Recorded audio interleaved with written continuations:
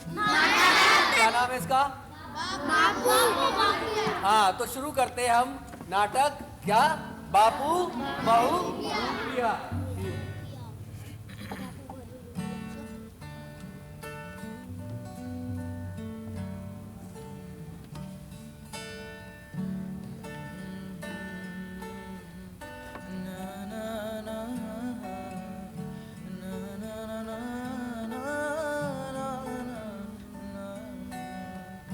वैष्णव जन तो लेने कहिए जे, पीड़ पराई जाने रे। वैष्णव जन तो लेने कहिए जे, पीड़ पराई जाने रे। पर दुखे उपकार करे तो, पर दुखे उपकार करे तो, मन अभिमान ना आने रे। इंसान वही जो अपने दुख सा दर्द पराया जाने रे। दूजे पर उपकार करे तो, दूजे पर उपकार करे तो, मन अभिमान ना जाने रे।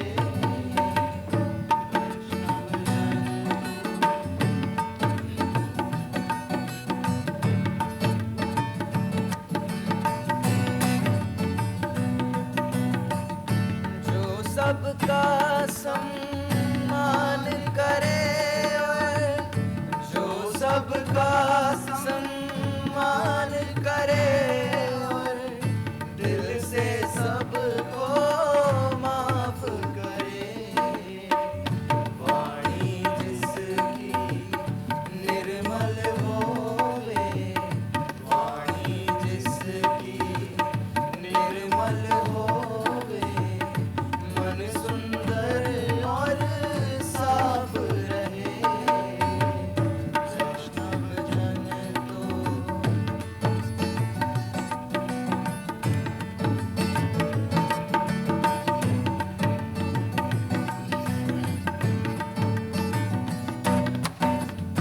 दृष्टि में जिसकी सब हो बराबर, दृष्टि में जिसकी सब हो बराबर, ना छोटा ना कोई बड़ा।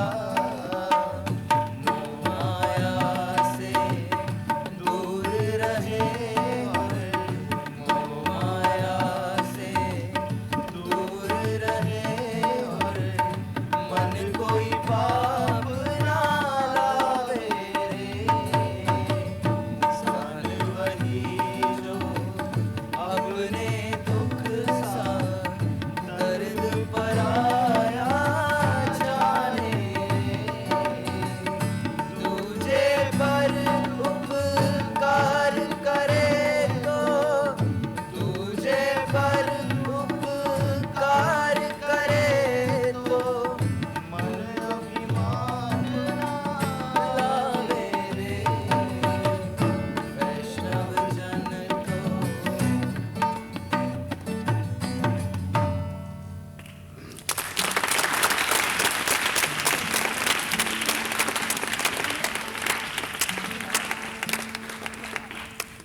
नमस्ते, मैं मोहनदास करमचंद गांधी।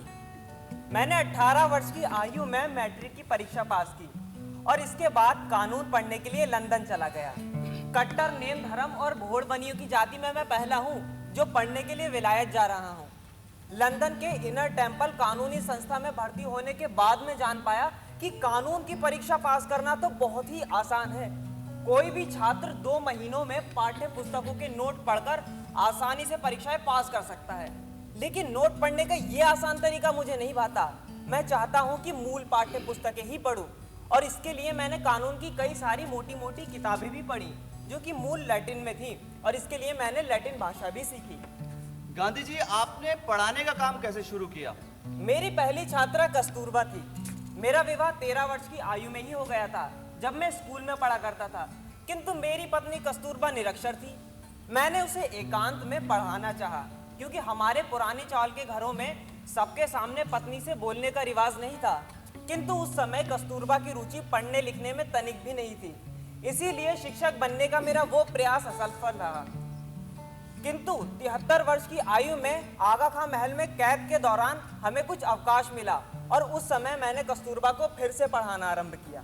बा को पढ़ाने के लिए उन्होंने महाभारत और रामायण के कुछ भागों का संकलन किया और उनको गुजराती साहित्य, व्याकरण और भूगोल पढ़ाना शुरू किया। किंतु बीमारी और बुढ़ापे की मारी बा कुछ प्रगति ना कर सकी।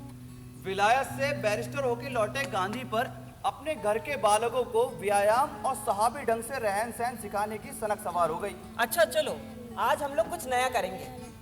क्या? चलो ऐसे करो, देखो ऐसे। ये हम क्या कर रहे हैं बापू? ये व्यायाम है। व्यायाम? हाँ। अच्छा ये बताओ, खाना कैसे खाते हैं? ऐसे ऐसे? नहीं, आज हम लोग नए ढंग से खाना खाना सीखेंगे। नए ढंग से? हाँ, सहाबी ढंग, यानी अंग्रेजों के जैसे। अच्छा। हाँ, मान लो तुम्हारे सीधे हाथ में नाइफ है। नाइफ? नाइफ मतलब छुरी। छुरी। हाँ, और तुम्हारे सीधे हाथ में कांटे वाला चम्मच। अब देखो, चम्मच से ऐसे पकड़ो, ऐसे काटो और अब खा लो। बापू, ये तो कट ही नहीं रहा है। कट ही नहीं रहा? क्या काट रहे हो तुम? मैं चावल। चावल? अरे चावल नहीं काटते। चलो एक काम करो, जब शाम को हम लोग खाना खाने बैठेंगे ना, तब तुम्हें अच्छे से बताऊंगा, ठीक? ये देखकर बच्चे उनकी ओर आकर्षित होते। अब ये देखकर उनके मन में धारणा बन गई कि वो एक अच्छे शिक्षक हो सकते हैं। मेरे शिक्षा के ढंग मौलिक होते। साउथ अफ्रीका में रहने वाले भारतीय प्रवासियों को अंग्रेजी जानना बहुत ही जरूरी था। ये सोचकर मैं खुद ही उन्हें अंग्रेजी सिखाने को तैयार हो गया। मुझे 3 छात्र भी मिले, एक हज्जाम, कारकुन और एक दुकानदार। वो तीनों अंग्रेजी सीखने को बहुत ही उत्सुक थे, किंतु अपना काम धंधा छोड़कर नहीं आ सकते थे। गांधी प्रतिदिन 4 मील पैदल जाकर उन्हें पढ़ाया करते। बिना फीस लिए मास्टरी करके उन्होंने अपने छात्रों को काम चलाओ अंग्रेजी सिखा दी और गांधी चलती फिरती कक्षाएं भी तो लगाते थे। गांधी अपने बच्चों को नहीं पढ़ा पाते थे, इसीलिए दफ्तर जाते वक्त बच्चे अपने बापू के साथ हो लेते और प्रतिदिन 5 मील पैदल चलकर कहानी के रूप में गुजराती साहित्य, कविता और अन्य विषयों का ज्ञान प्राप्त करते। राजा की बड़ी बेटी बहुत ही साहसी थी और एक वीर योद्धा थी, तो वही राजा की छोटी बेटी बहुत ही बुद्धिमान, दयालु और लोगों की सेवा करने में विश्वास रखती थी। तो बताओ, राजा को अपना उत्तराधिकारी किसे चुनना चाहिए? बड़ी बेटी को। छोटी बेटी को। बड़ी बेटी को। छोटी बेटी को। बड़ी। छोटी बेटी। अच्छा बड़ी सुनो, बेटी। तुम बताओ बड़ी को क्यों? क्योंकि बड़ी बेटी बहुत ही ताकतवर और साहसी थी और किसी भी राजपाट को चलाने के लिए ताकत और साहस की जरूरत होती है। जी नहीं, शासक ऐसा होना चाहिए जो जनता की भलाई के बारे में सोचे और दयालु हो। नहीं, ताकत और साहस। जनता की भलाई और दयालु। ताकत और साहस। जनता की भलाई। अच्छा सुनो, इस पर और विचार करना, कल हम लोग इस पर और बातचीत करेंगे, ठीक? ठीक है। मेरा मानना है कि बच्चों को कहानियां पढ़कर सुनानी चाहिए, उनको कहानियां पढ़ने के लिए प्रेरित करना चाहिए और उन्हें कहानियों पर साथ में बातचीत भी करनी चाहिए। इससे उनकी बुद्धि का विकास होता है। बापू, मुझे आश्रम से एक दिन के लिए वर्धा जाना है। वर्धा किस लिए? अपनी हजामत बनवाने के लिए। तुम अपनी हजामत यहाँ पर भी तो बनवा सकते हो, यहाँ नाइयों की कोई कमी थोड़ी है। अरे बापू, ये हरिजन है, यहाँ इसके कोई बाल नहीं काटेगा। बाल काटना तो दूर की बात है, इसे कोई पास नहीं फटकने देगा। ऐसा है? और क्या। तो चलो तुम्हारे बाल मैं काट देता हूँ। आप? हाँ, साउथ अफ्रीका की जेल में मैं अपने और अपने साथियों के बाल खुद ही काटा करता था। ठीक है बापू। बापू, आपने साउथ अफ्रीका में अपने बच्चों को पढ़ाने के बारे में क्या सोचा?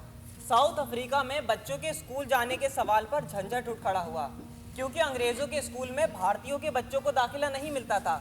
हालांकि यह इजाजत मुझे मिल सकती थी, लेकिन जो मेरे भारतीय भाइयों को ना मिले वो सुविधा लेकर मैं क्या करता। और वैसे भी मैं उन्हें अंग्रेजी स्कूल में भेजकर अंग्रेजियत नहीं सिखाना चाहता था। कुछ दिनों एक अंग्रेज महिला ने गांधी के बच्चों को अंग्रेजी पढ़ाना शुरू किया और बाकी विषय गांधी खुद पढ़ाया करते थे। अपने घर में रहने वाले अंग्रेज मित्रों और आने जाने वालों के संपर्क में आकर गांधी के बच्चों ने अंग्रेजी बोलने का अच्छा अभ्यास कर लिया था। फिनिक्स आश्रम में आश्रमवासी बच्चों के लिए गांधी ने एक पाठशाला खोली, जिसमें वो स्वयं वहाँ के प्रधान शिक्षक और उनके साथी सह शिक्षक थे। जो काम गांधी खुद ना कर पाते तो दूसरों को करने का उपदेश भी नहीं देते थे। मेरी मान्यता है कि जो शिक्षक स्वयं भीरू और अनियमित होगा, वो बच्चों को शिक्षा का या नियम का पाठ कैसे पढ़ाएगा। इसीलिए किसी भी शिक्षक को अपने विद्यार्थियों के समक्ष आदर्श रूप होना चाहिए। मैं ये फिर से कहूंगा कि किसी भी शिक्षक को अपने विद्यार्थियों के समक्ष आदर्श रूप होना चाहिए। उन्हें जब भी समय मिलता वो कुछ ना कुछ पढ़ लेते और उससे कोई नई बात सीख लेते। 65 साल की आयु में जेल में रहते हुए उन्होंने पहली बार आकाश में ग्रह नक्षत्रों को पहचानना सीखा। आश्रमवासी सभी विद्यार्थी धर्मावलंबी थे और आज शिक्षक भी अंग्रेज, भारतीय और जर्मन थे। शिक्षक गण आश्रम में खेती बाड़ी में इतने व्यस्त रहते थे कि कभी कभी आश्रम में खेती से लौटते वक्त, स्कूल में दाखिल होते वक्त अपने पैरों में कीचड़ लपेटे सीधे कक्षा में चले जाते थे। हाँ, आश्रम में सभी को खेती बाड़ी का काम सीखना ही होता। किसान संसार का अन्न पिता है, ईश्वर सृष्टि का पालन करता है और किसान उसका दाहिना हाथ। शहरों में खड़े ये बड़े बड़े महल, ये ऊंची ऊंची इमारतें, ये सब किसान की कमाई पर ही खड़े हो रहे हैं, जिसे रहने को एक टूटी झोपड़ी भी नहीं है। जो समाज अपने किसान का सम्मान नहीं करता, वो एक विकसित समाज कैसे हो सकता है। फिनिक्स आश्रम में चाय, कोको, कॉफी पीने की सख्त मनाही थी, क्योंकि इसकी खेती मालिक गुलाम मजदूरों से कराया करते थे। स्वस्थ और सबलता के लिए टेनिस आदि खेलों की बजाय गांधी ने दैनिक श्रम करने का नियम निकाला था। मेरा विश्वास है कि अगर 10 जने मिलकर खेल के बहाने काम करने का अभ्यास कर लें, तो वो आगे चलकर खेल खेल में बहुत ही बड़ा काम कर सकते हैं। पुस्तकें रटने के बजाय बच्चों को सचरित्र बनाना अति आवश्यक है। ये मानकर ही मैं उनके चाल चलन और मन के विकास पर अधिक ध्यान देता हूँ। गांधी इसको भूले नहीं थे कि अपनी छात्र अवस्था में पुस्तकों की रटाई की वजह से पढ़ाई कैसी नीरस हो गई थी। इसलिए वो कभी भी विद्यार्थियों को किताबें लेकर नहीं पढ़ाते थे। वो चाहते थे कि विद्यार्थियों की बुद्धि के स्वाभाविक विकास को कुंठित नहीं करना चाहते थे। वो चाहते थे कि विद्यार्थियों को पढ़ाई भार न लगे, बल्कि उनको आनंद दे। महज पढ़ना लिखना सीख जाना या हिसाब लगाना सीख जाना या किताबी ज्ञान प्राप्त कर लेने को वो शिक्षा नहीं मानते थे। गांधी बराबर ये भी कोशिश करते थे कि बच्चे सभी धर्मों का आदर करें। रमजान के महीने में मुस्लिम लड़कों के साथ हिंदू लड़के भी रोजा रखते थे और मुस्लिम लड़के कभी कभी हिंदू परिवारों में रहा करते थे और वही सब साथ में भोजन किया करते थे। सभी शाकाहारी थे, सभी की एक ही प्रार्थना थी और सभी विद्यार्थियों को माली, भंगी, चमार, बढ़ई और रसोइये का काम भी सीखना पड़ता था। बापू, मुझे एक बात समझ में नहीं आती, ये जूते की सिलाई से शिक्षा का क्या लेना देना? क्योंकि किसी भी छात्र के मन में किसी काम, किसी जाति या किसी धर्म को लेकर छोटा या बड़ा समझने का भाव पैदा ना हो जाए, इसीलिए सभी बच्चों को इकट्ठा करके मैं उन्हें गीता पाठ से लेकर जूतों की सिलाई तक खुद ही सिखाता हूँ।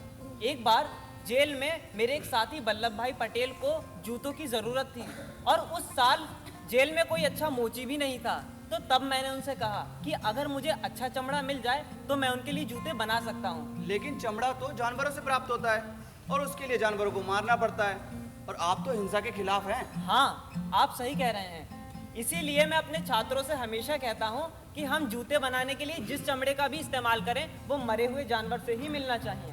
टॉल्स्टॉय आश्रम में गांधी बच्चों को उर्दू और तमिल पढ़ाते थे, क्योंकि वो खुद भी गुजराती, मराठी, हिंदी, संस्कृत, उर्दू, तमिल, बंगला, लैटिन, फ्रेंच और अंग्रेजी जानते थे। और आश्रम में विद्यार्थियों को गुजराती, मराठी, हिंदी, उर्दू, तमिल और बंगला पढ़ाई जाती थी। प्रतिदिन शाम को कीर्तन होता था और पियानो पर मसीही भजन।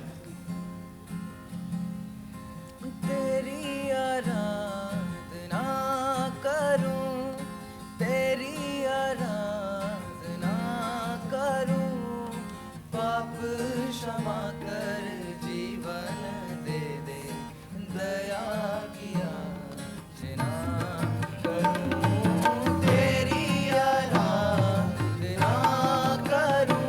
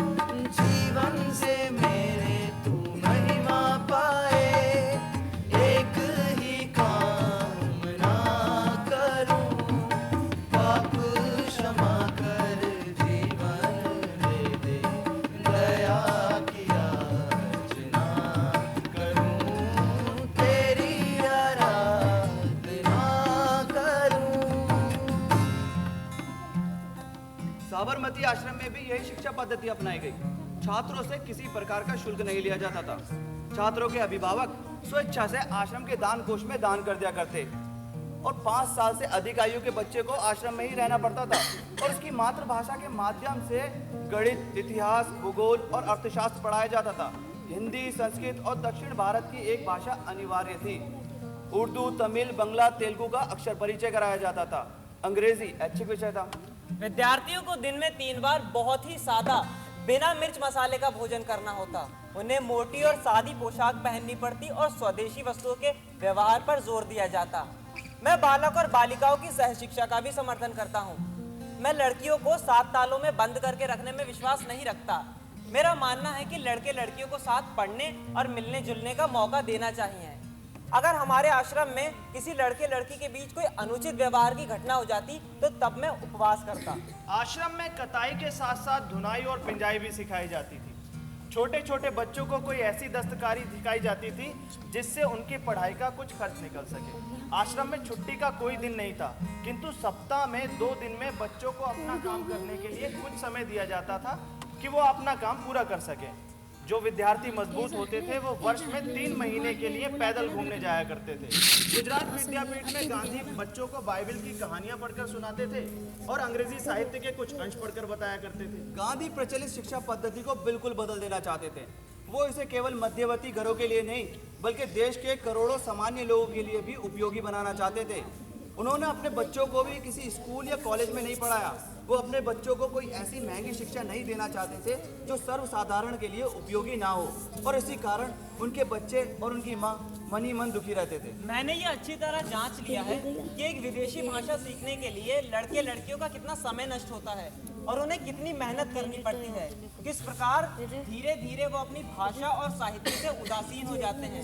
विदेशी भाषा में विदेशी शिक्षा पाकर वो अपने ही घर में परदेसी हो जाते हैं, लेकिन इतनी उच्च शिक्षा ग्रहण करने पर भी उनमें आत्मविश्वास पैदा नहीं हो पाता और वो ये तय नहीं कर पाते कि पढ़ाई खत्म कर लेने के बाद वो क्या करें। गांधी चाहते थे कि देश की उच्च शिक्षा ऐसी हो जिसमें देश के अनेक वर्गों की परंपराओं तथा संस्कृतियों का मेल हो और नई दुनिया का ज्ञान भी। वो विद्यार्थियों को लिखने से पहले पढ़ना सिखाने के पक्ष में थे। वो कहते थे कि अगर विद्यार्थी लिखने से पहले पढ़ेंगे तो वो सीधे सुंदर और सुडोल अक्षर ही बनाएंगे, क्योंकि गांधी की खुद की राइटिंग भी बहुत खराब थी जिस पर उन्हें बड़ी शर्म आती थी। बच्चों को पहले सरल रेखा, वक्र रेखा और त्रिभुज खींचना सिखाना चाहिए। उन्हें फूल, पौधे, पक्षी आदि आंकना सिखाना चाहिए। इससे उन्हें अक्षरों पर कलम फेरने की जरूरत नहीं पड़ेगी और वो सीधे और सुडौल अक्षर ही बनाएंगे।